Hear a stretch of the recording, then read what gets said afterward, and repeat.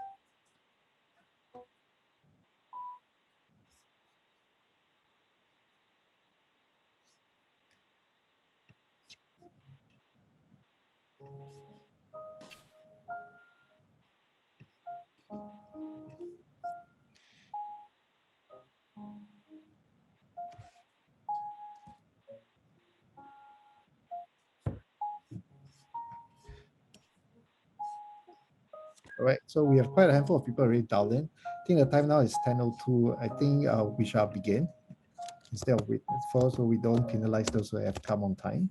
Okay, so once again, good morning. Thank you so much again, everyone, for being here this morning. So again, this is a joint webinar between SME as well as the Singapore Shipping Association on the step-up measures for shore-based personnel and the temporary measures for crew change. So I just want to make sure you're at the correct session today. So I want to take an opportunity as well to thank the Economic Development Board of Singapore, Maritime Port Authority of Singapore, as well as the Singapore Maritime Foundation for supporting this webinar. All right, so some basic administrative matter. My name is Wilson. I'm from SME. So some of the things that you should take note of for today's webinar, you will mostly all be on mute throughout the whole session. However, you can also participate by asking some of the question and answers segment later. So if you look at the bottom of the screen or above your screen, you should be able to see a Q&A function, which you can at any time throughout the whole presentation, you can click on it to put in your questions, right? So ideally, please don't put anonymous. You should put in do not put anonymous, so at least we know the problems that where you're from, so that after this, if we did not answer, we can do a subsequent follow-up as well. So for others who know that you can also participate by upvoting the questions, especially if these are questions that you want to prioritize to answer. So later during the Q&A segment, we will then prioritize those with more so-called thumbs up icon, because that means more of you guys have similar problems. So ideally try to avoid having the same questions being repeated, and we will focus a lot more on the step-up measures for today. All right, so this is for today's program. We have up to about 11:15, and we'll do our best to try to answer as many questions as possible. We have, first of all, a presentation by MPA, and then subsequently, for those that regarding shipyard side, we have EDB that will be sharing a bit more of the mandatory precautionary measures. So without further ado, to kick off the session itself, I'd like to invite the president for the Singapore Shipping Association, Ms. Caroline Yang. Ms. Caroline Yang, you have the floor. Yeah, good morning to everyone. I'm Caroline from SSA, and I do want to thank everyone for taking your time to join us at this industry briefing this morning.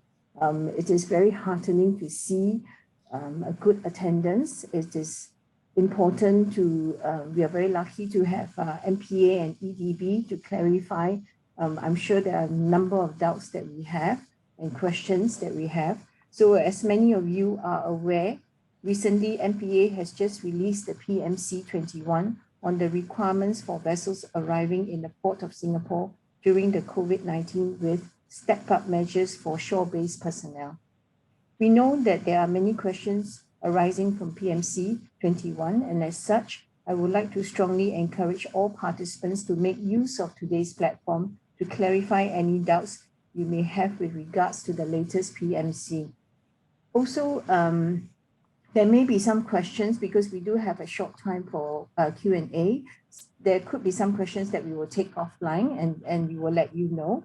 So we also have EDB today joining us to share on the marine and offshore COVID safe restart criteria, including mandatory precautionary measures, short MPM for shore-based personnel boarding vessels in shipyards. Before I let MPA and EDB take the floor, there's something that is quite important. We're talking about vaccination. I would really like to urge all companies to get your employees registered for vaccination if they are eligible under the sea and air vaccination exercise. Vaccination together with regular testings in place, we can minimize the risk of spread within our shipping community and also allow more opening. Yeah. So I hope that through today's session, we can work together with everyone and protect each other and emerge stronger as a whole industry together. Thank you. Thank you so much, Caroline.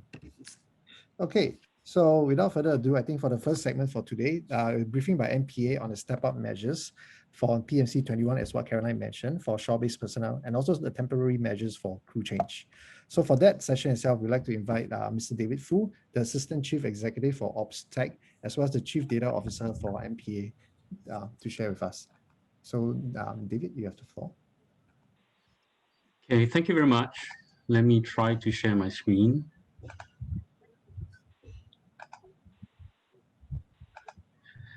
Can you see it? Yes, we can. Okay, wonderful. So thank you very much, Caroline and Wilson. My gratitude to SSA and ASME for organizing this webinar, and for all of you for participating. I have with me in my team also Captain Sega and Kelton from Shipping Division, as well as Sean from the Ops and Marine Services Division. So we're here to have a conversation to update all of you on some of the step-up measures that we've put in place. And I know that I only have 20 minutes, so I'd like to focus the conversation on the measures for shore-based personnel, if you don't mind. I think there are some questions on crew change and some other operational issues. If we don't have time, we can always take this offline. Okay, so now into the presentation proper. If we look at the situation now, I just updated this from the WHO website. As you can see, that there have been multiple waves of COVID infections. Globally, there's about 172 million confirmed cases, and that's if testing is actually pervasive in many of these countries. These are just reported figures, and of which there are only reported 3.7 million deaths. So the situation, in a way, it is escalating in different waves. And if you look at the various regions, and you can look at Southeast Asia, we are the third most affected region. But shipping is global, so which means that actually it affects us wherever our ships go around the world. And as you can see on the graphs, the various peaks and troughs represent the different waves and cycles of the disease in each particular region. But if you zoom in into particular countries, I've chosen a couple in this region. I think all of you are aware. For example, India, the peak was about 400,000 cases a day. That's one day. It has come down drastically to about 100,000 over cases a day, but still it's very significant, with total deaths more than 300,000. And then it's in a way, if you look at the other countries in the region, there are thousands of cases per day. Okay, even China, 369 cases reported, and Vietnam, who has been in previous periods very effective in controlling the outbreak, as well as I think you're aware of Taiwan and all that. So in a sense, there's something has changed because all the measures that we have put in place around the world, now we've seen that there is an escalation of cases, and I can offer you some reasons why. I think you've heard about certain corona variants of concern. There are a couple of classifications to this. Variants of concern are variants which have particular characteristics which are, I would say, more severe than the original virus, which we had detected the beginning of last year. So, for example, in the UK, there is, well, it's a B117. They have, in WHO, a different nomenclature. They're using Greek symbols now, but I've not updated myself with these Greek symbols, but we'll just use by their, I would say, their local names first. So the UK one, which was first detected in UK, and as well as South African variants and the Brazilian variant and the Indian variant, of course. And the main concerns with this is that they appear to be more transmissible. And of course, in many cases, you've seen the severity of illness. People need more interventions. They need to be put in ICU. The disease has more profound effects on the body.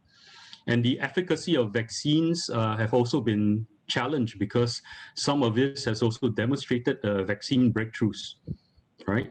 And all these are all very concerning because the virus will continue to mutate. We don't know if there will be future variants, but of course, with this sort of record of the different variants, you can see why there's been subsequent variants in terms of subsequent cycles of transmission in different waves across the country. And many of these variants could become the most prevalent variants in time to come when it becomes more transmissible and more countries are affected by these variants. I think in Singapore, we are all still within the heightened period.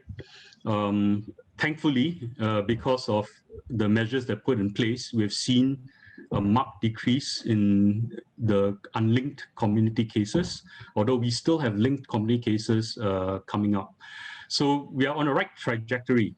And this is a very hard-won sort of outcome that we should not, in a way, try to make it worse, because there is a cost to businesses, because as you know, this affected in terms of certain measures like dining, no dining in and all that, has affected different kinds of businesses throughout Singapore. And certainly, this is something that we need to stem quickly and to be able to then get back to some form of normalcy as quickly as possible.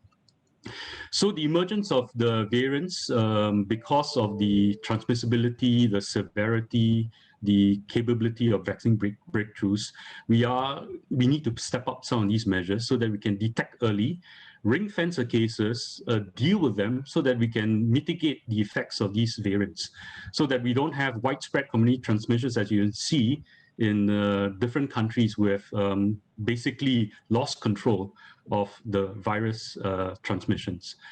Although there are vaccine breakthroughs, the vaccines are still very effective, because if you compare between vaccinated and unvaccinated persons, actually we've seen that vaccinated people, in terms of the proportion of people needing additional support, for example, oxygen and ICU support, are far less than those who are unvaccinated.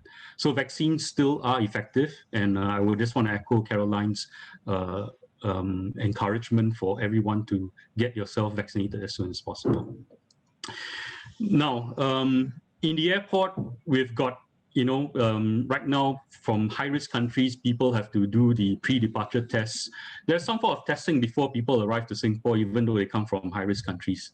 But ships travel all around the world.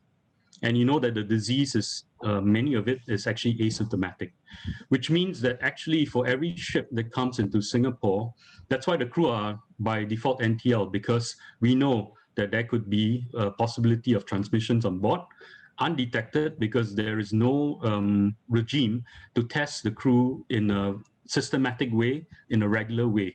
So we have to treat every ship as a potential source of infection. In fact, you can see them as very small, high-risk places that if you go on board, then you are at the highest risk of exposure, because the virus can be transmitted in various forms. So we've seen in terms of, in a way, if you are unmasked, of course, it can be transmitted by close contact. It can be transmitted through even droplets will be the main form, but there could be some aerosol transmissions, which are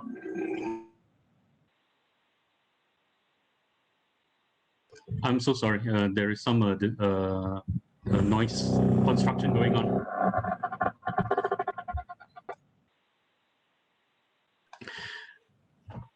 okay, let me continue.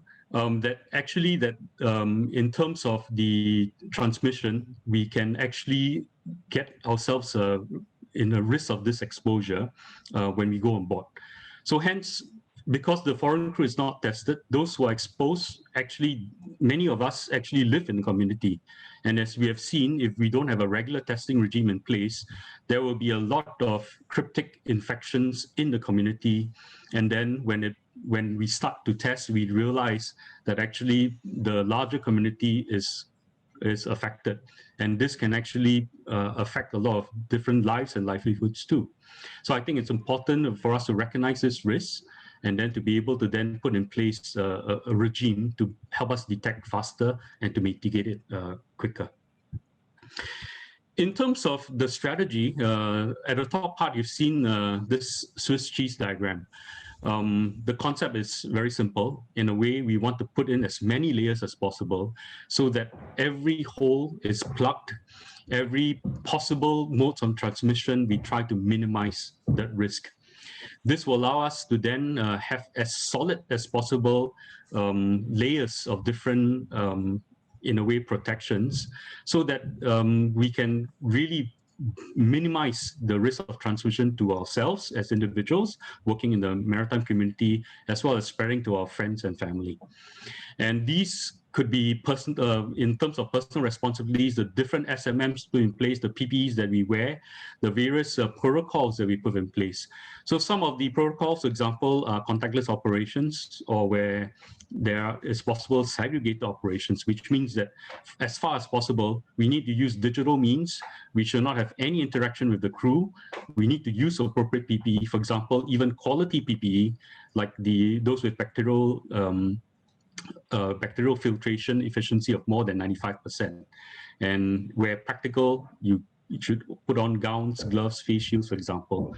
But not only that, there needs to be training in terms of how to don and doff off because of the possibility of fomite transmissions. All these contact with PPE also are possible modes of transmission. So in short, the big ones will be no interactions with the crew, no eating, drinking on board, because these are mask-off activities, which are the highest form of exposure. And no use of toilets on board if we can help it.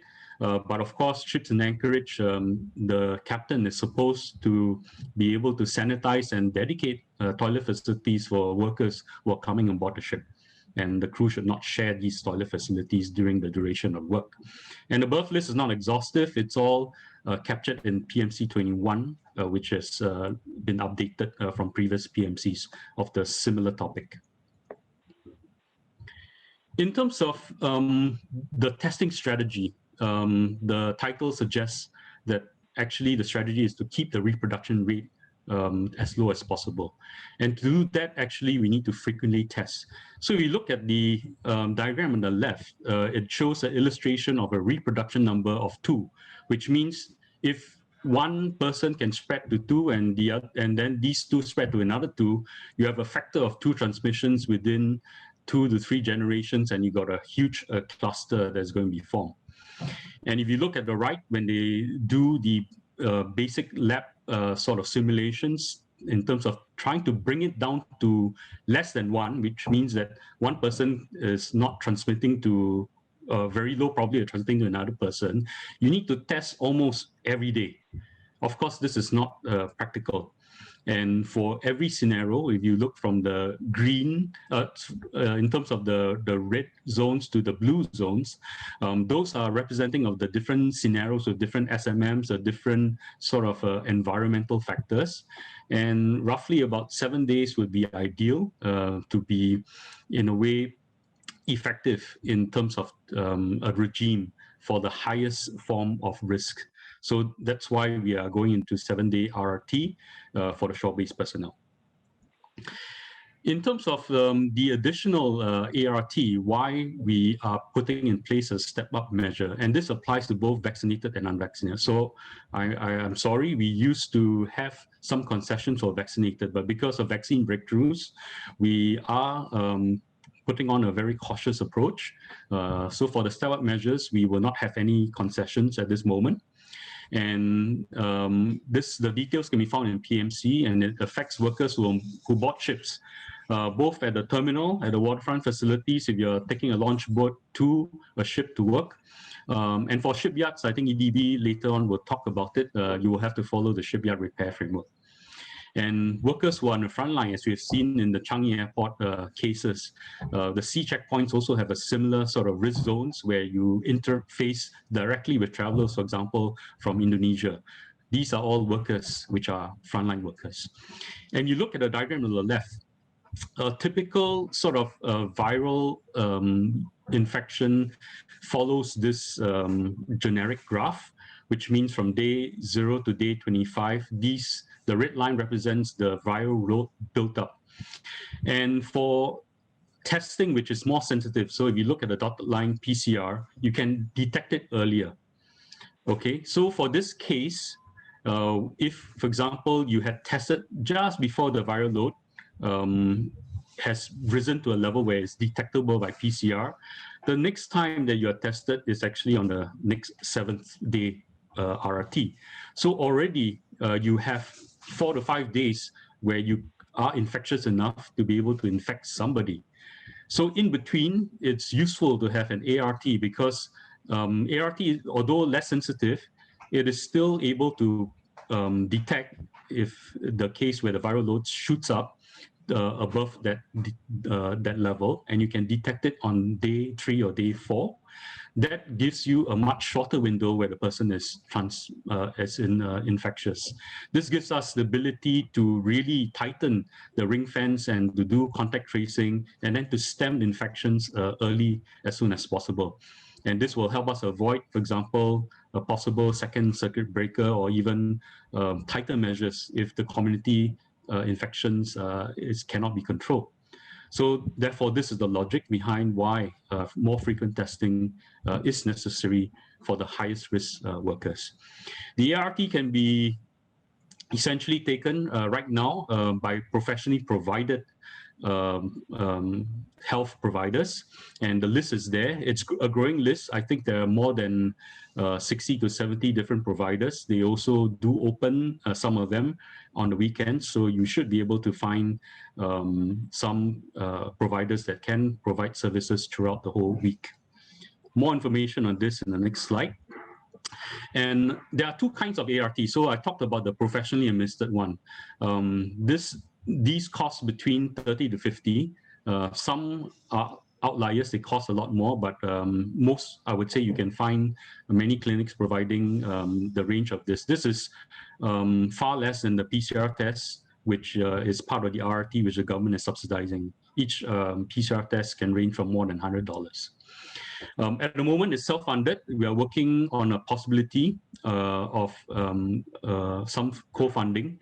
So this is something which is work in progress. We will update it when there is more information on it, and with also dedicated centers or providers to add convenience to all our workers.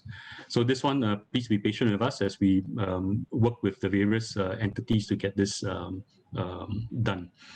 The next one, which we are going to try to implement, is that instead of professionally administered ones, once the over-the-counter ART is available, what it means is that actually companies themselves and individuals can do supervised swabbing.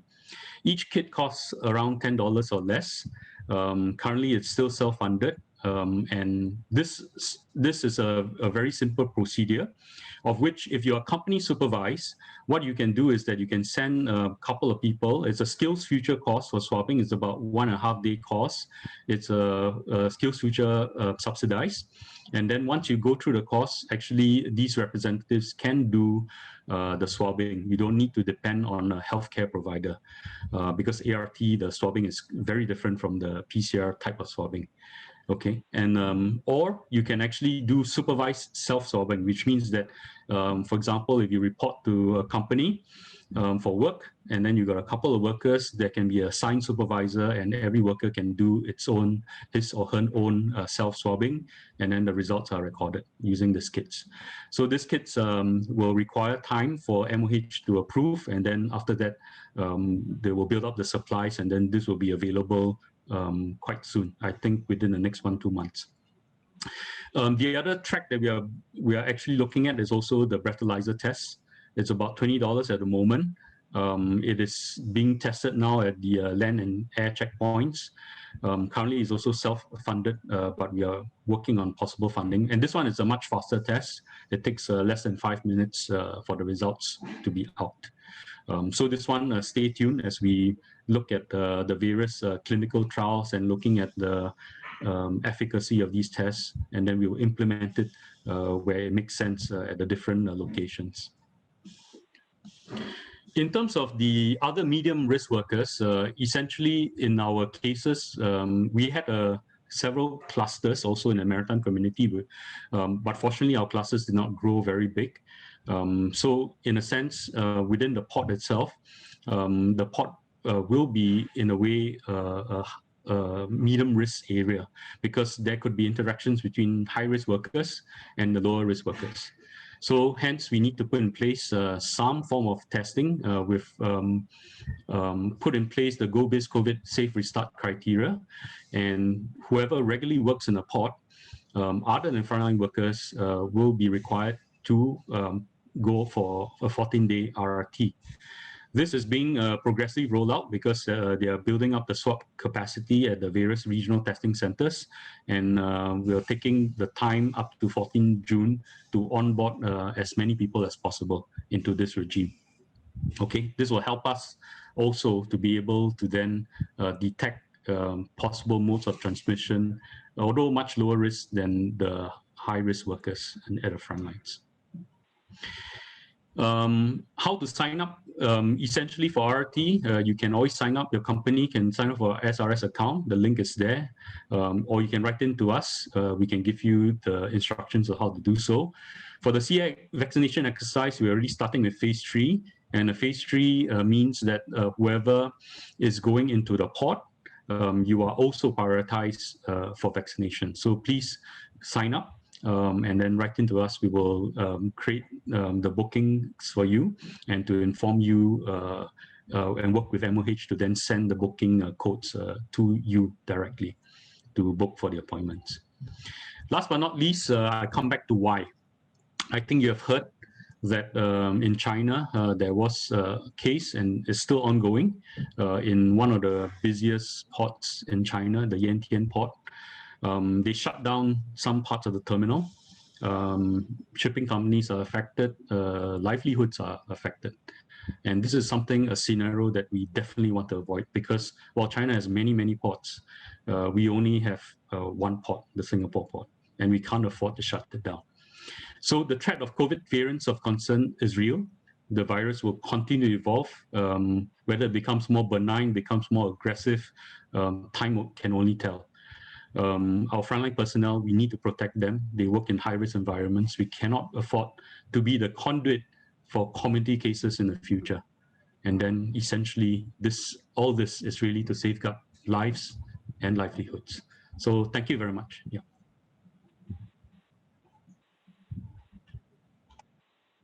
Thank you so much for that, David. Okay, let me just make sure the screen part works. So for the question and answer part, we will come back to it later at the end. So for the next segment itself, maybe I can just invite David to stop share. I'll just take the screen. Okay, cool. Thank you, David. Right, so the next segment, we have a briefing by EDB for the marine and offshore, the COVID restart criteria for shore-based personnel vessels at the shipyards, and also the updated and mandatory precautionary measure. For this segment itself, we have two representatives. One, we have Mr. Kwang Kun Wei, the Vice President for the EDB Central COVID-19 Operations Team, and later his colleague, Mr. Irwan Kasman, Senior Manager for the COVID Audit and Inspection, will also be sharing. So for that, I would then hand over the slides to EDB colleagues. So maybe Jacqueline. So meanwhile, I'll just invite other participants itself to feel free to post your questions under the Q&A.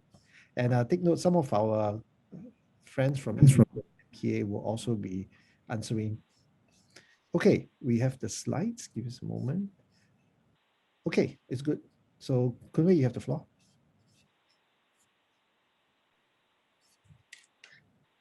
Thanks, Wilson. For now, okay, so I just give a brief update. Good morning, everybody. members of SME and SSA. I just want to give a quick background that I believe we have circulated a advisory or circular on the 7th of May following the announcement of a few countries given the not to land status. Typically, they are the India, Bangladesh, Pakistan, Nepal is not a port, and then Sri Lanka. So following that, we have stepped up our heightened mandatory precautionary measures that was circulated, and this will be bring us through will be my colleague Erwan, who has been in contact with either the process terminals or the shipyards to ensure that no ships in the past 21 days that have arrived or transit through the NTL countries are coming into Singapore without adhering to the heightened MPM. So without further ado, maybe Erwan, can you just bring us through, please? Erwan, you're mute.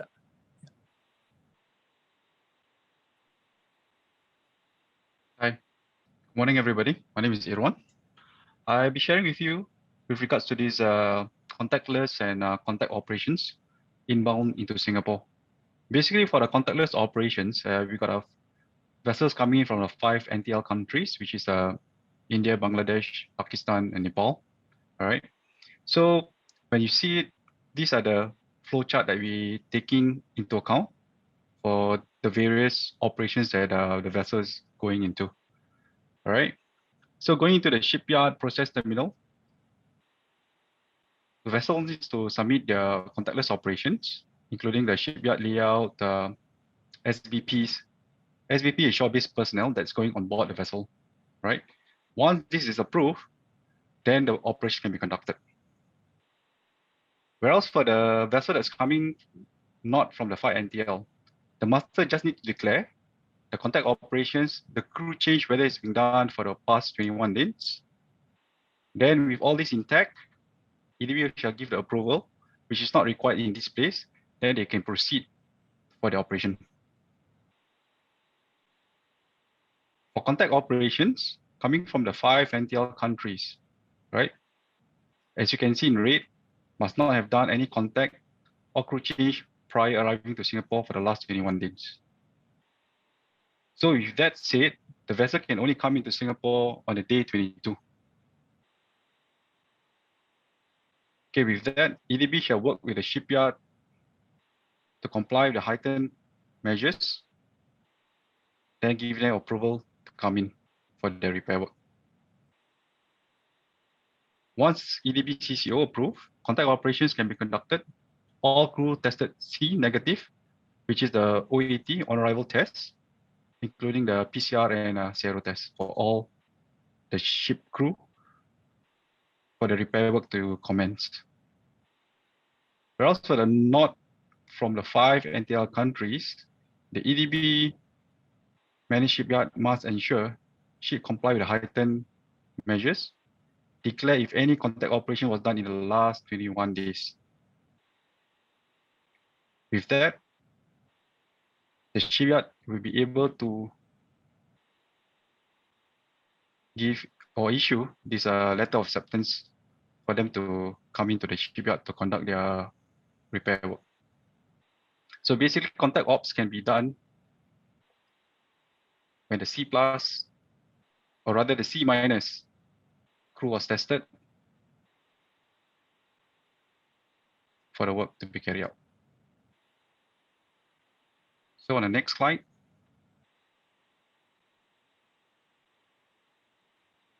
Okay, this gives you an overview of what it means by contactless operations and contactless ops with segregation protocol. So basically, non-shore personnel, including ship owners, operators, charterers, or representatives, are allowed to board the vessel. Connection, disconnection of arms or whatnot are to be done by the ship crew themselves. Nothing from the shore shall be able to board the vessel. Exchange of documents shall also be carried out preferably in electronically form or contactless exchange. If any of these processes involve shore personnel other than MPA licensed pilot, port chemists or dock masters, they need to be on a full PPE to be reviewed for this contactless ops. Well, so segregation protocol, ops conducted without interaction between ship's crew and shore personnel. With further segregations between the ship crew and shore-based personnel can achieve through implementation of enhanced safe management measures. On the next slide, okay, this is the whole overview of the approval process that we have.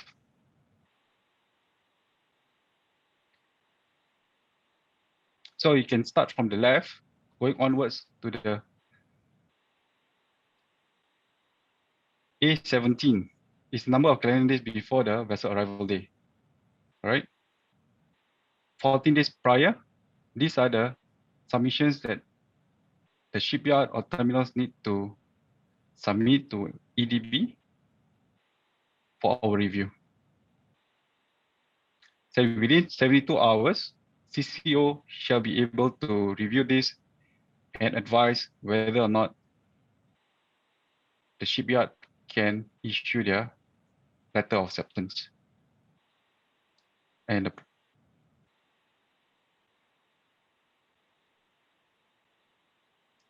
that inclusive this maritime declaration and updates of the schedule of the vessel. On the next slide,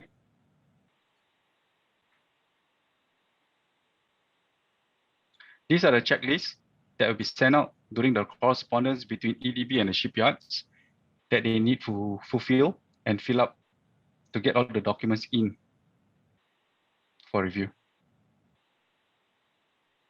So basically, the shipyard needs to submit their operations procedures, giving the estimated time of arrival of vessel, pilot on board, and the duration of a contactless operations, estimated vessel departure, the ship's crew list of shore personnel that are going to be involved in the contactless operations, ship sanitation certificate, the layout of the vessel for this whole operation, declaration of the vessel going to these 5 NTR countries, if any, or for the past 21 days, and also to note on the crew change that may happen for the past 21 days. All these need to be intact to be submitted to EDB for our review. On the next slide. Okay. Previously, on the current military precaution measures and with the heightened measures, the difference that we have.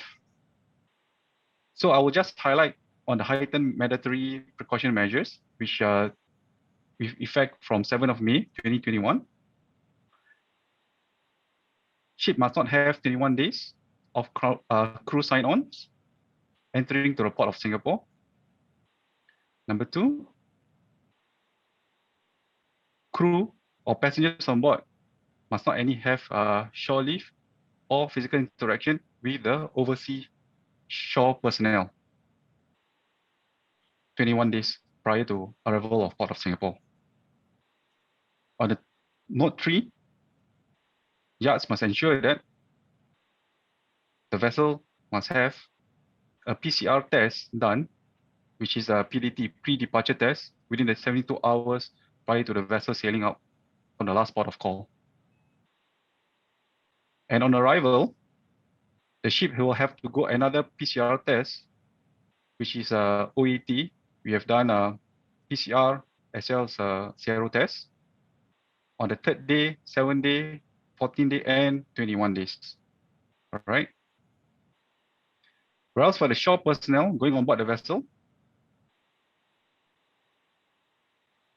they only can board the vessel after the 1st day of a negative result from the PCR and sero test.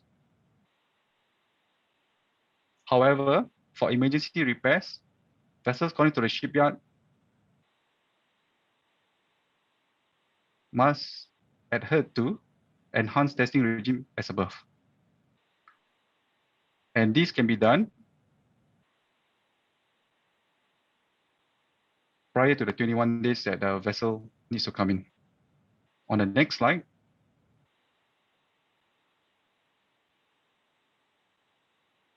Okay, this is a approval process for the ship report calls. Same like what we have discussed earlier. If you have any questions, you can put up to the Q&A, then we'll try to address it accordingly. On the next slide, I'll hand over back to Kunwei to discuss this further. Okay, before I go and hand over to Kunwei, these are the format proposed for the contactless ops that we need to submit before arrival, start of cargo operation. Marine loading arm, for shipyard, we don't have this. Shore connections and the safe measures adopted.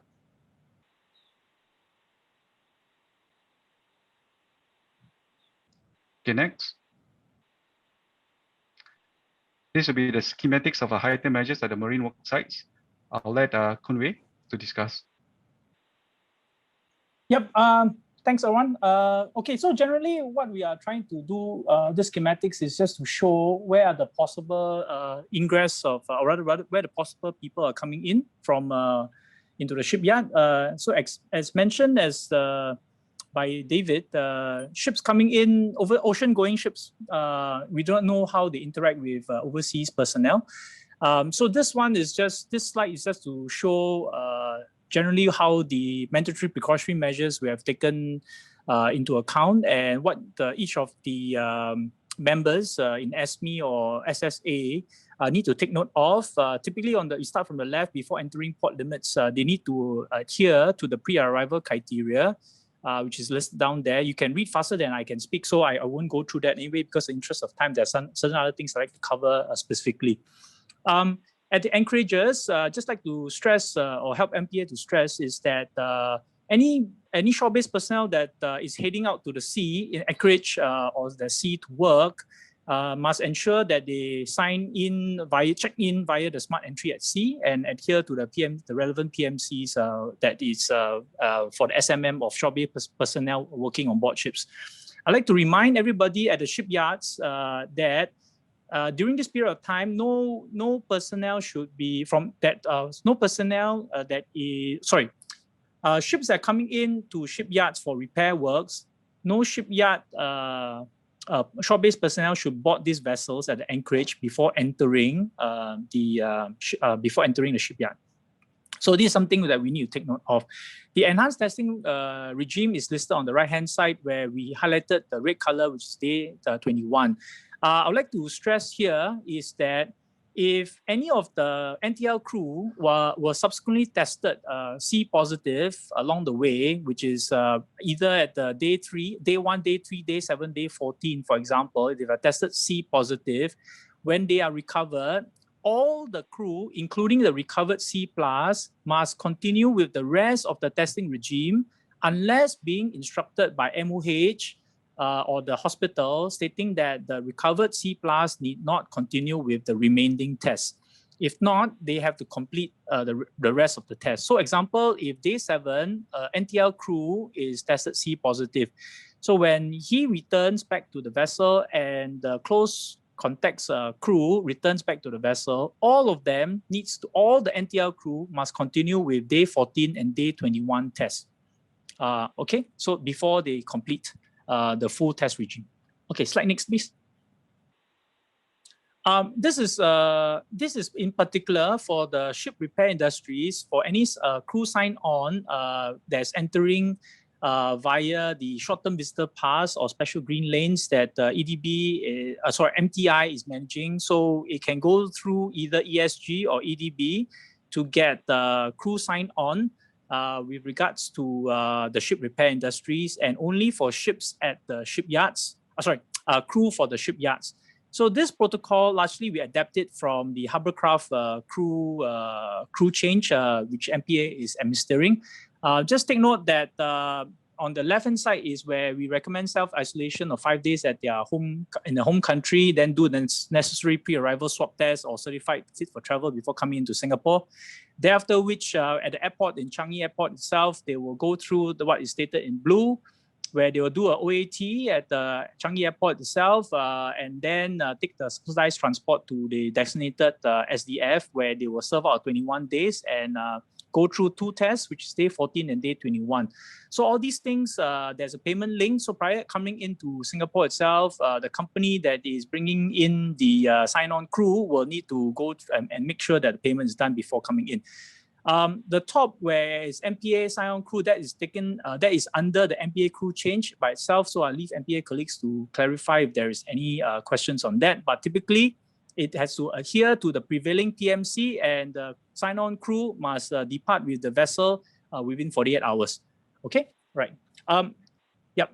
If the vessel is not living, the living condition is not conducive, then that is where, when they finish the SHN, they need to inform the EDB or sponsoring shipyards that both the shipmaster and the shipyard must do a declaration that the ship is not livable because for whatever reason the accommodation block, for example, or quarters are not ready.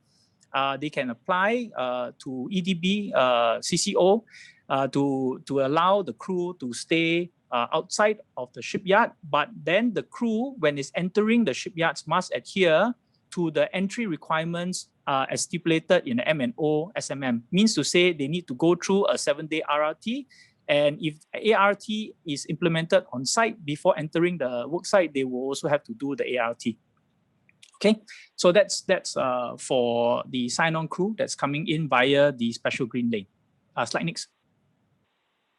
Okay, so this is for the remaining local-based workers that's coming in. The requirements are stated on the right-hand side. I won't repeat myself, but right now we just want to stress that there will be some shipyards, largely the 3 large shipyards, Keppel, Sam Marine, and ST Marine have started the ART, and this is meant for any non-dom workers to do the day 3 ART to complement the 7-day RRT. So must take note that an ART must be taken before entering the shipyard, and the shipyards will have the timetable or schedule to state when are they conducting the ART operation. So anybody who wants to enter in should check in with the shipyards when the ART is being conducted, because right now it is only day 3. Instead of every other day that we need to do the ART ops before entering the shipyard itself. Okay, all right, slide next. Next. Okay, all this table has been mentioned by Erwan just now, so I won't mention this. Anyway, these slides should be published in the SME website. So members for both SME and SSA could download when this webinar is over. I should try to leave more time for the Q&A. Okay, next. This one, safe restart. Okay, this has been mentioned before. I won't touch base on this. Next. Next. Okay, I just want to quickly encourage all our members in SME, the shipyards especially, to assess whether if you guys can, the members, the companies can consider using the Safe Entry business app to check in people, the workers into your shipyards, rather than to get the workers to scan your own QR code. So I'll just quickly run through with you what is this Safe Entry business app all about. See next. Okay, just a quick overview is that a company with a UAN is given a SE QR code. So generic SE QR code, but this generic SE QR code can do many wonderful things. So what are the wonderful things? Number one is that they can set up, for the same QR code, they can actually set up different branch codes for respective zones that they define. And for each of these zones, they are able to determine how many visitors, or rather how many people have checked into respective zones. So this is something like a shopping mall. You go inside a shopping mall, you scan a main entrance, then thereafter which, right, they go into different parts of the shopping mall. They can scan the same QR code, but you will track that this is for that particular work zone. Okay, next. This is what the apps is all about. It's recommended to use any smartphone. So the three Play Store, the Google Play Store, the App Store, and the Huawei, even the App Gallery, have all these apps. And what happens is that they can, the employer can scan the workers coming in, and they will also check whether this person is allowed to come in. So for migrant workers who are coming in, they will check the access code database to make sure that access code is green before coming in. So therefore, right now, there is really no need for special, equipment, except there's another option, which is use a barcode scanner. And this barcode scanner costs about $30. But the unfortunate thing is that it has to be linked to a laptop connected to internet and logged into the Safe Entry website. Okay, see next. So in particular, the CMP workers, construction, marine, and process workers, if the access code is showing access code red, the screen on the right-hand side where entry restricted will be one of the signs that, or rather the web page that will be shown. In particular, you see even like things like odd even date restrictions can be set up. And subsequently, what they are looking at for the pre-event testing, which is aka our ART, the validity period for ART is at this moment is 24 hours. So there's going to be the script that is in the works right now that we'll announce to the members when it's available, that when TT app or rather SE-based app is used to scan the tokens, and if they don't have a valid ART, which means taken within 24 hours, they'll be given the entry restriction. And it will be shown that this entry restricted on this. All right, see next. So we're talking about the second method, which is using a 2D scanner, and that's using the barcode scanner, which costs about $30. And once you log in, you can do the same thing like what the mobile app is meant to do. Okay, see next. Okay, we talk about just now. I mentioned about total number of people have visited a branch, and that is on the screen. On the C, you can see a total number of visitors for the day, and how many people are exactly in that branch itself, which is a zone. So companies can really set up as many branches as you want, but you just need to log in. So we're going to attach the link to the SE Biz app user guide, which will guide every members through how to set up. So firstly, you need a COP pass, and then the administrator need to set up a mailbox, a shared mailbox where they will receive OTP to log into the SE Biz app, where thereafter which you all can set up your multiple branch as much as you like. Okay, next.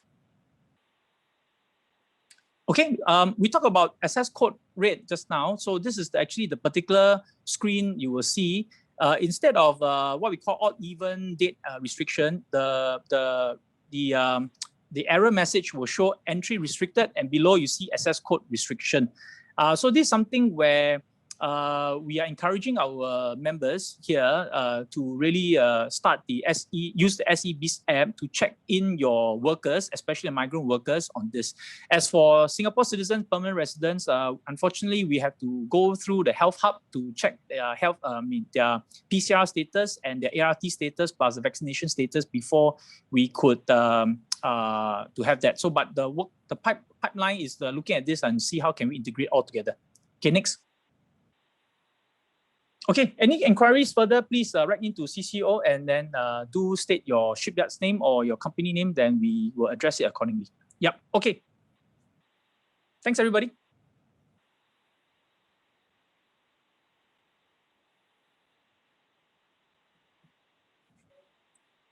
Thank you so much again, Kun Wei. Appreciate it. So again, for those companies who are accessing shipyard or shipyard owner or the marine sector, after this, the slides will be shared with all of you guys as well. So we are seeing quite a lot of questions coming in. So now we're going to the Q&A segment.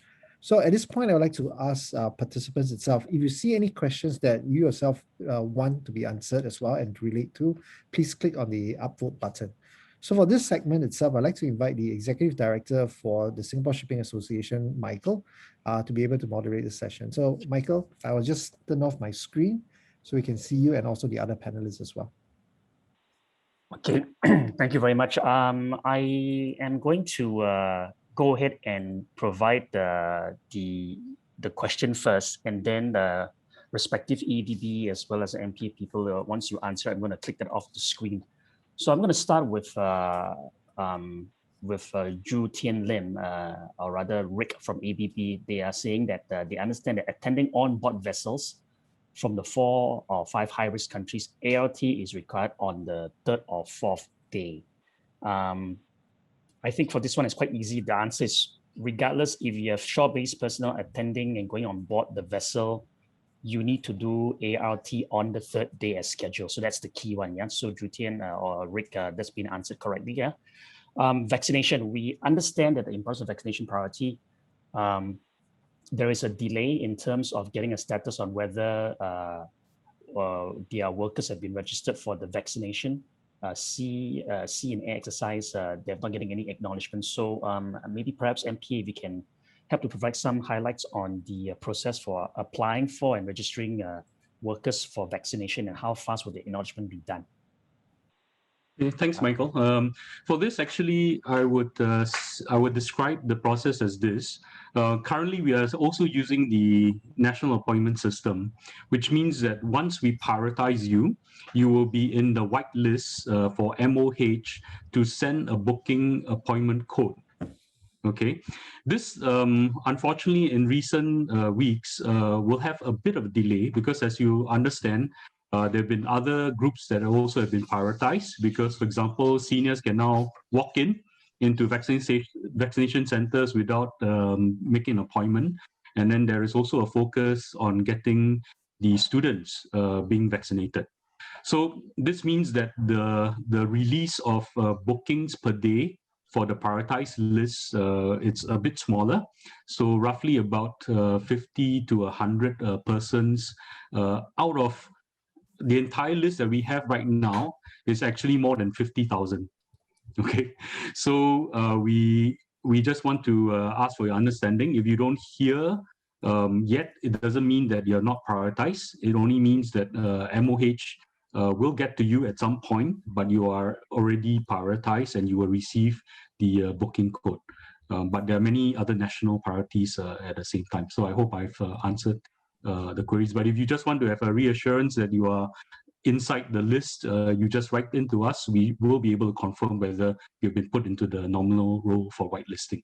Yep, thank you.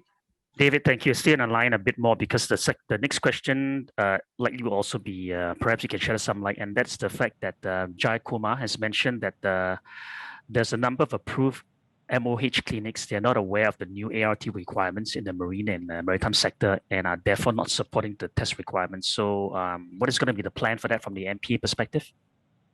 Okay, so Jai, maybe I can have an offline conversation with you, because this question is a bit, I would say, puzzling. Because in essence, MOH in its website has a whole list. Earlier, I talked about more than 60, 70 different clinics, which have been approved to be a private provider of ARTs. So as long as you are willing to pay, they would be willing to test you. So there is no need for this pre-awareness or the pre-requirement. So as private providers, if you require a test, you can just walk in, or you just make an appointment with them, you will be able to get tested. So if you could write to me, or basically if you have more details about what this is about, whether they're refusing to test you for whatever reason, let me know, so that we can feedback this to MOH. Then we can actually solve maybe this misunderstanding. But I just want to reiterate, the list is there on the MOH website. It's updated every week, and it is a growing list of approved clinics which will be provided. Yeah, thanks. Okay, David, thank you very much. We've got 2 questions by Robert Sway, and it says here that all shore-based personnel needs to be on ART test, then can go on board. That's number 1. And that for shore-based personnel, they need to have ART to be tested on 3rd and 4th day, even if they are being on RRT on the 1st day, then only they can go on board on the 2nd day after RRT test and disembark on the day itself. So it's on the screen. Perhaps either EDB or MP can answer that. Okay, I'll start first. So the system, the smart entry system, actually is looking for number 1, whether you're booked on RRT, 2, whether you've been regularly going for your scheduled appointments. And for shore-based personnel, It is whether it's from going aboard a ship from the NTL countries or not, it doesn't matter. As long as you're going aboard a ship in the port, other than the shipyard, you must be on 7-day ART and you must have an ART on the 3rd or 4th day. So this sequence of testing is being looked at under the Smart Entry at Sea app, and it should grant you access as long as you keep to this regime.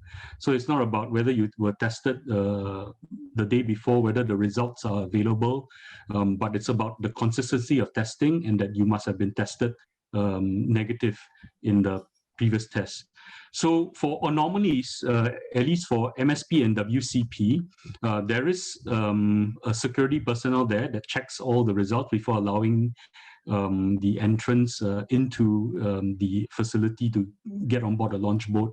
They are there to actually handle any cases where that might be, for example, the records may for some reason not be found in Smart Entry at Sea. You can always produce an electronic form, use your HPB app, your health app, or perhaps a paper-based result, and you just have to show it to them. They will be able to facilitate your entry. So no worries. Any of this sort of outliers, we can handle it at the MSP and WCP. Yeah. Okay, good, David. Thank you very much. I think just as a clarification sake for Robert, maybe perhaps the timeline can be simplistically be explained in this way. For example, Robert, if you are on a regular RRT every Monday, then every Wednesday would be your next day 3 ART. So if you are boarding the vessel on Tuesday, which is in between your RRT on Monday and your ART on Wednesday, then you just show to the control personnel your most recent previous test, which is your RRT on Monday itself, because you haven't taken your ART yet. That's Tuesday. Yeah. So I think that's how you should look at it in that manner. You cannot waive off any ART. You are supposed to be on a regular, if you're on a regular RRT program, make sure you just produce your most recent RRT or ART test as you get on board the vessel. I think that's the guidance that we need to give you. Okay. Let's move to Michael Look from Regional Marine and Engineering, and he's talking about repairs of ships and tankers and other going vessels. Although we have a shipyard license, we actually do not do repair on vessels. We only manufacture oil drilling equipment for drilling contractors and operators. Because they don't have any crew embarking or disembarking on the waterfront. They're only using the waterfront to transport huge equipment that they fabricate and deliver to the ship. Are they still subjected to heightened measures? So I think perhaps the EDB can answer that.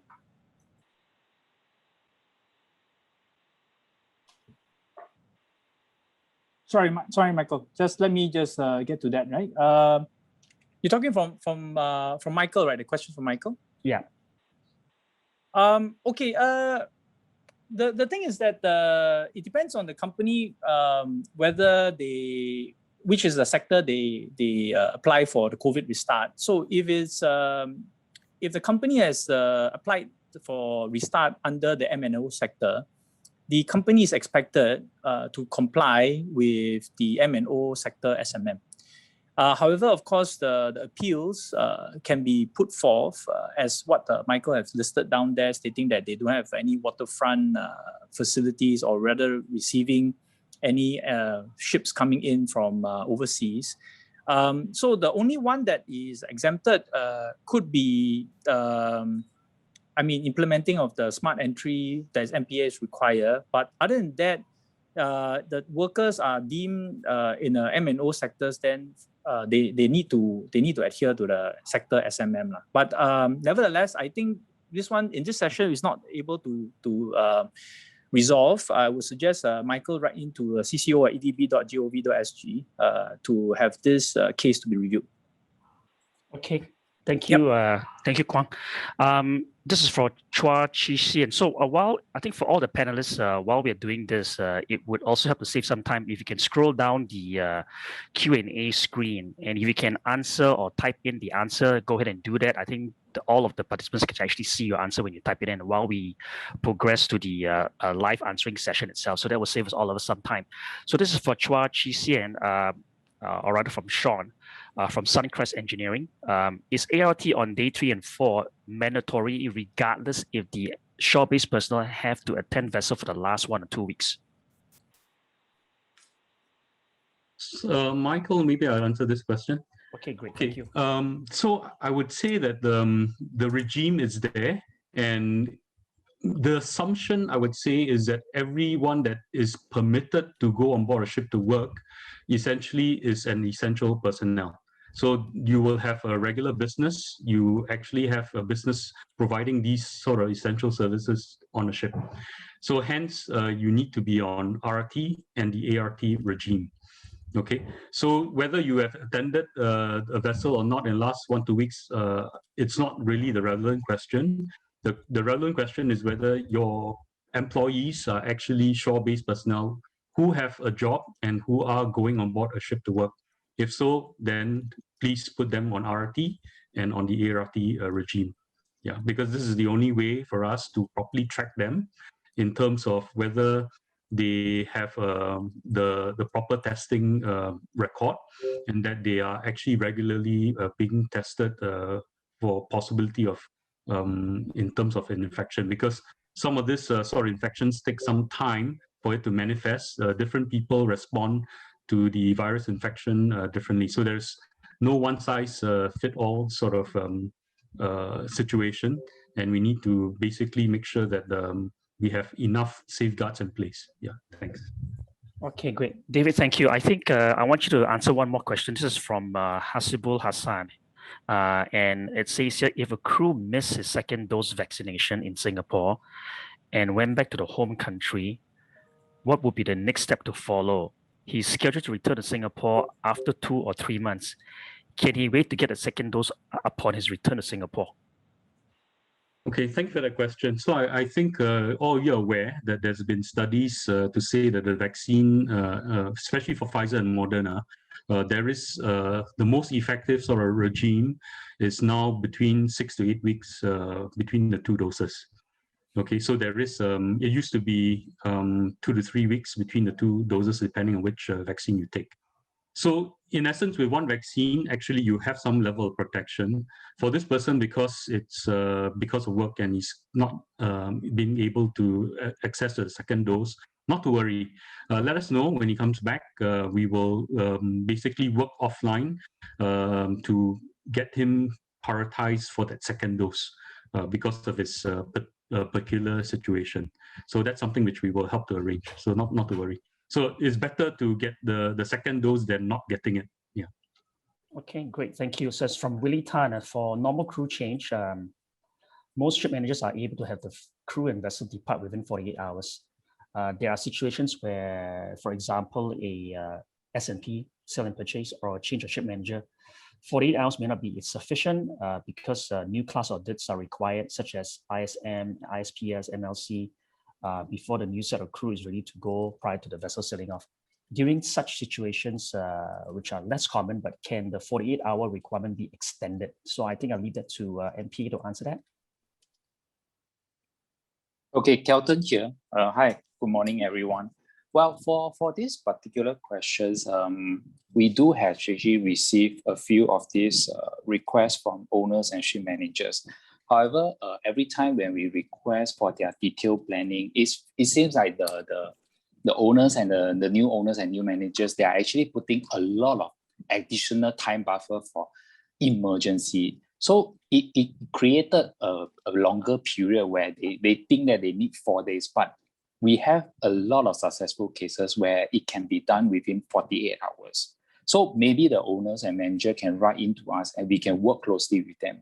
All the ROs that we have in Singapore are also very proactive. They're also able to, do the remote inspections and all this. So the basics here is that the fundamental here we are talking about is proper planning and do the so-called the liaising with the buyer and the seller or the existing manager and new manager to communicate and do this crew change more effectively, and it can be done because we have a lot of success cases. Okay, great. Kelton, thank you very much. Stay on the line. This is a simple and easy one. Can a crew come in by Woodlands or Tuas checkpoint instead of Changi Airport for crew change? Yeah. So currently now the workflow that we have is only for the air and the ferry, because these are the two areas. We know that there are a few requests from the land. We are still working with the ICA because the ICA counter at the Woodlands and Tuas checkpoint have certain limitations, which may not be suitable for ship crew to enter. So we are still reviewing. So we will still strongly encourage the owners to arrange for the air transfer via the airport, where there will be a proper safe corridor for this crew change. Okay, great. So I also want to reiterate what Kelton has mentioned for those people who are contemplating on a crew change coming in from Woodlands and Tuas checkpoint. We don't encourage that, as what Kelton has mentioned before, because the crew change process has been well documented and well facilitated by all of the relevant authorities and government agencies. So we encourage you to continue to use the airport to avoid any disappointment or any blockage and so on. So please, if you can, do make sure that you put your crew through the airport process for crew change. Okay, so I think that should be sufficient to answer that. For Mohammed, the shop-based personnel under RRT, if they're not going on, but I think that's been answered earlier on by David. So I think you probably got that. I'm going to skip that. We move to Leong from True Marine. Our technician will have their RRT tomorrow morning, and evening we have to attend a vessel at PSA. The swab result will not be available until the next day. Do we need to do an ART to attend the vessel in the evening? So I think, David, maybe perhaps you can shed some light on this. Yes, so Michael, and thank you for the question. As I said, we are looking for the evidence of the proper testing regime. So it doesn't matter. We know that, of course, PCR tests do take time. But as long as you ensure that you have gone for your PCR test, that will account for the meeting of the requirement. And then, of course, your result will come as and when, because there could be some lab delays and all that. So we are not going to penalize for that as long as you go for your RRT test. ARTs, I think, should be much more straightforward. The result should be available within less than an hour. So I think the only issue is with the RRT, and I understand the PCR tests do have some delays, yeah, sometimes. Okay, so David, I think just for Mr. Leong's case on True Marine, maybe I can just elaborate a bit more further, and maybe you can help to shed some light again for listeners who may have the same issue. So tomorrow it's actually Wednesday, and his schedule for his RRT, which is his day one, yeah. And rightly put, that's tomorrow Wednesday. Evening he's going to go on board the vessel. We know that the RRT results will not be available yet. So at the checkpoint, can he then produce the document that he's actually gone for his RRT but no results yet? And he can also produce his most recent ART result that was done maybe 3 or 4 days ago in a 7-day RRT regime, correct? Certainly, yes, Michael, you're right. Yeah. Okay, very good. So Mr. Leong, I hope we've answered your question for you. Next one, I think this is pretty common. Let's see, is Captain Sherman. What happens if a vessel from the yard needs to do a sea trial and the vessel is just steaming in the straits but off the port limits and they re-enter Singapore? Does the vessel have to go through the whole process again when she first came in? That means the vessel is going for sea trial, not touching any other port. They're just doing out of the port limits and coming back in again. So perhaps EDB, if you can help to answer that question. It's quite a often repeated question across the board for the shipping community. Sorry, Michael, because I was trying to go through the Q&A. Can you just let me know again? Yeah, so Captain Sherman asks, what happens if a vessel from the yard leaves the yard because they need to go and do a sea trial? Yeah. And obviously, I think Port of Singapore is too small. They have to probably just go off to the TSS or just off the port limits. And then it's just for the purpose of sea trial. And then now they are re-entering back to Singapore. Does the vessel have to go through the whole process again as if when she first came in? Okay. So if they're going out of port limits to do sea trial and coming back in again, if I'm not wrong, firstly, MPA's approval needs to be sought. They are leaving, but nevertheless, coming back to the shipyard for the sea trials, if they declare that they have no other interactions with other personnel other than the crew, then they don't need to adhere to other mandatory precautionary measures when they are coming back to the shipyard. The scenario what we have is that typically after they leave the shipyard, there could be other people that bought the vessel, either somewhere else at the anchorage or out at sea, and that is where we want to avoid doing that. So the shipmaster must declare, and the shipyard themselves needs to be comfortable that or confident that there's no other people that bought the vessel. Because once somebody else bought the vessel, the bubble is infringed or is affected, then the MPM will have to kickstart all over again. Okay, great. Thank you, Kwang. This is from, I guess this is actually in regards to bunkering, contactless bunkering. In the recent news of illegal bunkering fuel transfer, they understand that what measures is MPA taking given since contactless bunkering is mandated and no surveyors are now allowed to be on board. So how do we manage and mitigate bunker disputes or illegal bunker transfer? Perhaps MP can answer the question.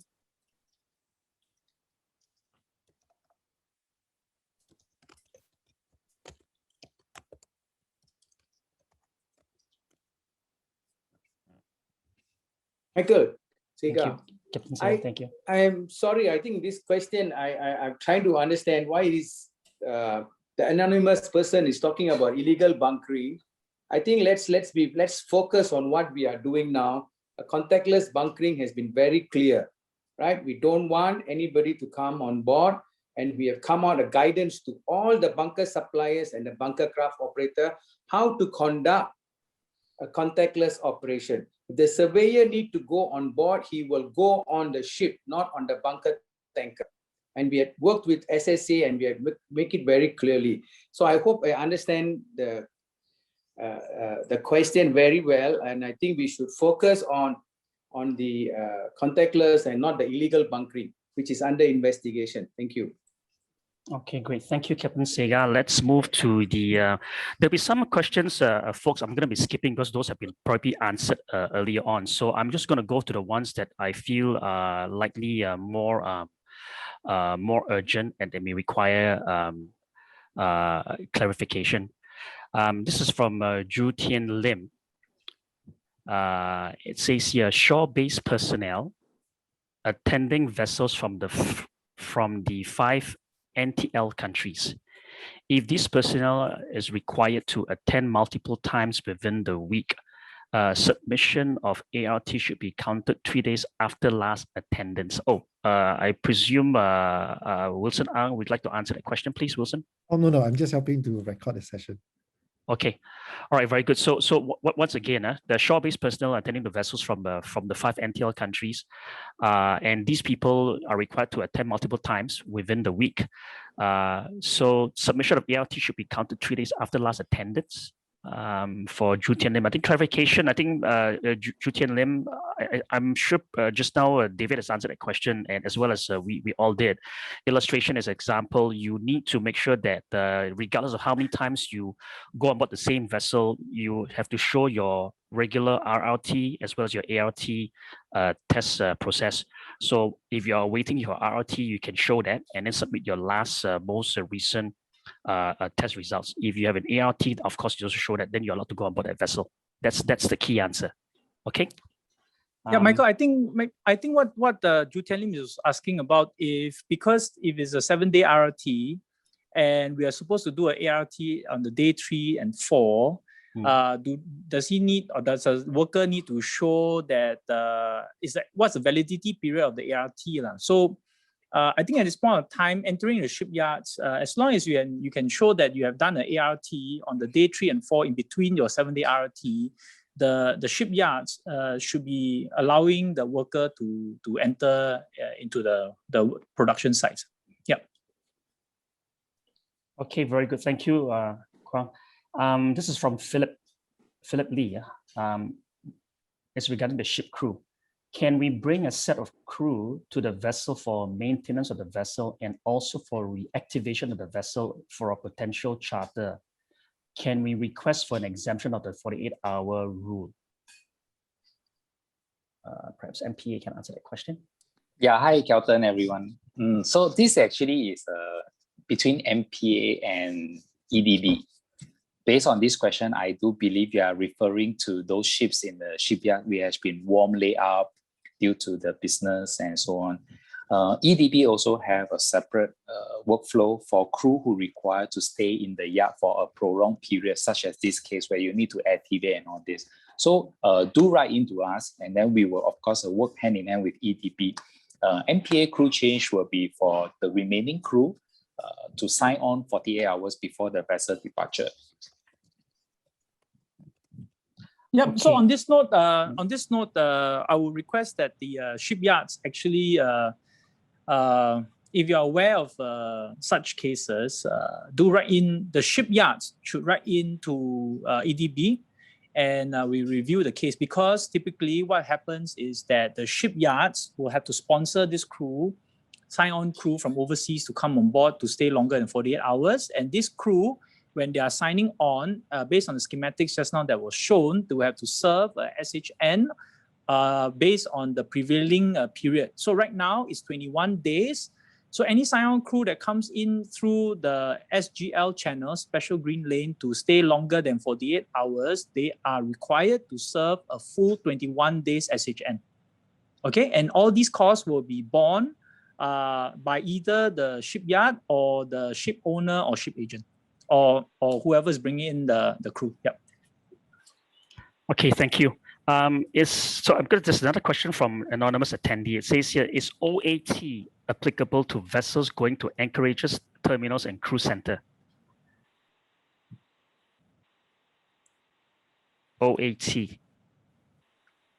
Okay, I don't know where this question came about, but it's interesting. Actually, OAT only applies to travelers coming into Singapore. So everyone that comes in will be tested OAT. We have not had any requirements for crew to do OAT when they come via ship. So this is something which has not been implemented yet. Yeah. Yep. Unless it's coming into the shipyards or the EDB managed process terminals where you are doing contact operations, then you need to adhere to the heightened mandatory precautionary measures. So actually, this is a similar question that was answered earlier. Whichever member has asked for it, that you can refer to the past replies that I've keyed in. Okay, I'm just going to quickly answer Thomas Patterson on this question in regards to PMC 21. If the schedule for RRT and ART happens to align by chance, which I'm not sure whether it's possible, do you conduct both, or does the PCR test on the RRT cover the ART that may have been required? I think the obvious answer is that we will definitely want to have the PCR test, not the ART test, since it's both of them are aligned on the same day. Then the PCR test is a lot more sufficient rather than the ART test. So David, please help me to clarify that from Thomas Patterson. Hi, Thomas. Thank you very much for the question. Actually, the scheduling is within the company's purview, because for RRT, the company's SRS administrator can actually do the scheduling. So it's very simple. We are looking for a test, whether it's ART or PCR test, every 3 to 4 days. So if you're doing ART on a particular day, please don't please don't go and send your guy to take the ART on the same day. You should be taking the ART 3 or 4 days later. So I think it's all within your scheduling ability. And then basically, we are looking for a test every 3 to 4 days. Yeah. Okay, so on this note, let me add on. It's possible that ART and RRT could be on the same day. Why is that so? Mainly because if the worker could have missed the ART due to whatever reason, and thereafter which they appear in the on-site. But because the worker didn't have a valid ART done in between the RRT, then the particular person need to take the ART just to enter, because ART is within 15 minutes, you will be able to know the results, whether you can enter the site or not.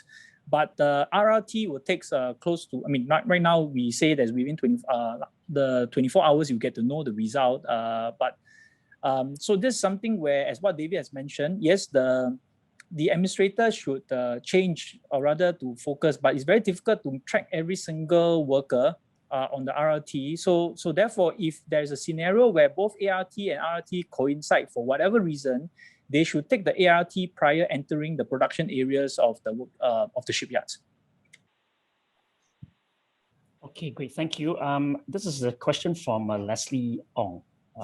Does the RRT and the 3rd and 4th day ART also applies to medical personnel, such as a doctor or a nurse, attending the vessel to perform PCR tests or providing medical assistance to crew on board during an emergency? Okay, I tried to answer this. Medical personnel should adhere to the MOH protocol to take care of their healthcare workers. So if the healthcare workers require them, I mean, the MOH requires them to do ART, they will do it lah. But of course, the conundrum right now is what happens if entering the shipyard, right? Then they do an ART, they require that to happen. This is something which we will align with MOH on this. For now, just take it that healthcare personnel, please follow the MOH requirements at this moment in time. Okay, hold on a second. One more. Yes. One more. Yeah, sure, no problem. This is the one that's above it. Yep. From Siti Nur Afida. Yeah. They have engineers that attend to vessels coming from NTL countries, and they need to do the ART on the 3rd or 4th day. And she's seeking clarification. If the engineer attends to such a vessel on day 2 or day 3 of his RRT, can they postpone the mandatory ART day 3 and day 4 after the attendance? Okay, so we need to go back to principles again. So end of the day, what we are trying to do is that we put an ART to complement the RRT. So the ART is supposed to be at the day 3 and 4 of the whole of the entire RRT frequency. So if you do have a situation where it is in between that scenario, my personal opinion is that anyway ART it's a way to ensure that the worker is cleared to enter. That's one. Second thing is that when you are boarding a vessel coming from the NTL countries, they are NTL for a reason, which is they are actually very high risk, and we do not know whether they have actually done contact operations or no contact operation or contactless operations at the NTL countries. So therefore, I would actually recommend to take the ART over and above the RRT requirements. But of course, that's provided if that's provided at the work site. Yeah, I'm going to close the session pretty soon, but we will. I think for all the participants, your questions are also being registered.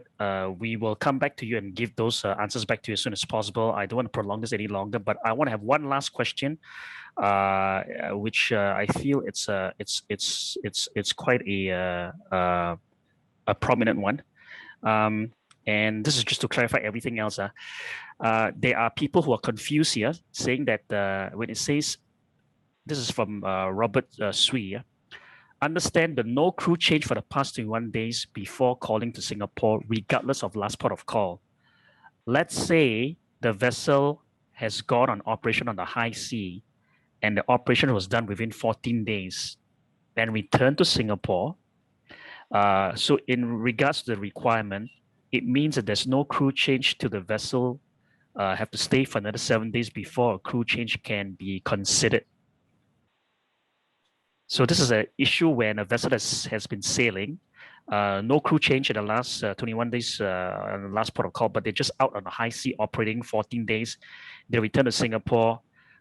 Does the crew be subjected to stay on the vessel for another 7 days before a crew change can be considered?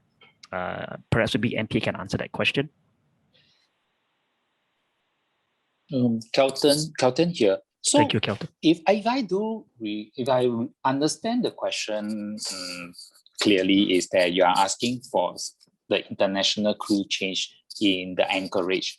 So according to our Port Marine Circular number 14, sign-off requirement is that there should be no shore leave within the last 21 days. So that means to say that even the vessel goes to other port like Pasir Gudang or Tanjung Pelapa to do cargo operations, the sign-off requirement is still the same. No shore leave within the last 21 days before disembarking Singapore, no shore interactions with anyone, then you will meet the requirement for the crew change in Singapore for sign-off. Of course, you still have to do a fit to travel.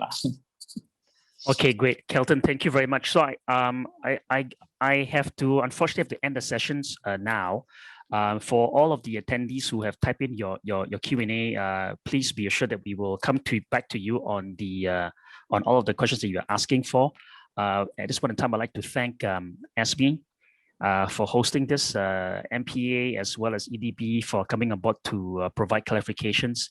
And I think without further ado, thank you very much, everyone, for this. This is being recorded. All of the slide sets will be available on the respective SSA as well as SME website itself. Okay, and with that, I'm going to hand it back to Wilson.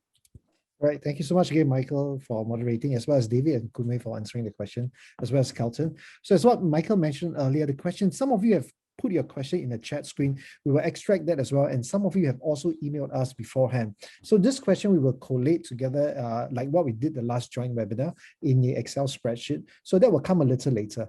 But for today's webinar recording, as well as the slides, we'll send straight away tomorrow. You should be able to receive it thereafter. So with that, thank you so much, everyone, for your time. All panelists, really appreciate it. And also participants, we hope this session has been beneficial for you. So please stay in touch, everyone. Keep safe and stay safe. Bye-bye. Thank you. See ya.